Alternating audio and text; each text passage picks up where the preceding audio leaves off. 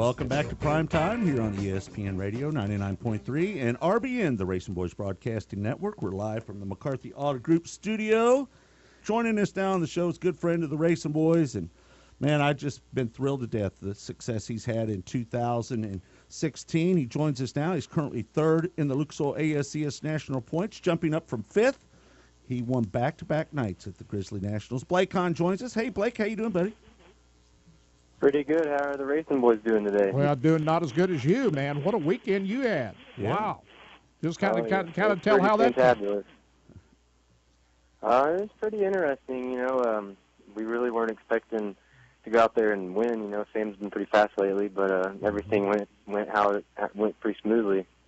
Let's talk about night number 2 first of all. I want to talk about that because, man, those yellows came out right about the time you needed them, didn't they? I mean, Sam, he was there, but he just, you were working the traffic well. I think even better than he was.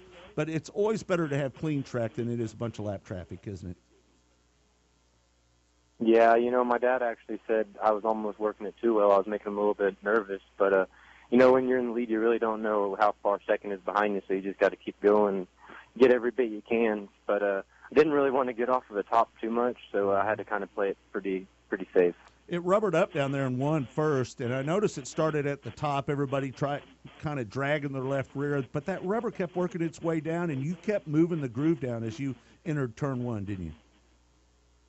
Yeah, well, I got lucky. Minutes. I kind of cheated 1 and 2 a little bit, and that's how I kind of felt the rubber at first, and I knew that it was a lot faster than where I was, so I kind of ran down there again, and at that point it was really starting to take rubber, and like you said, it just slowly started working its way down the track, and by the time it was over, we were almost all the way around the bottom. Yeah. Hey, we want to get into the Grizzly part because I think that was the most exciting part of the whole weekend.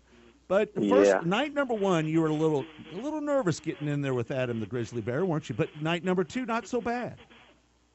No, after I did it the first night, it wasn't too bad. But going into it at first, I jumped out of the car, and then I remembered I had to see the Grizzly Bear. So I was kind of excited about it. I knew it was going to be a really good experience, but I was still nervous all at the same time. They made me sign a waiver, and that kind of put it in perspective of how serious this deal was. So I just went ahead and signed it. I figured I'm not going to get this kind of opportunity ever again, so might as well live with it. And at first, it was kind of nerve-wracking, but I figured that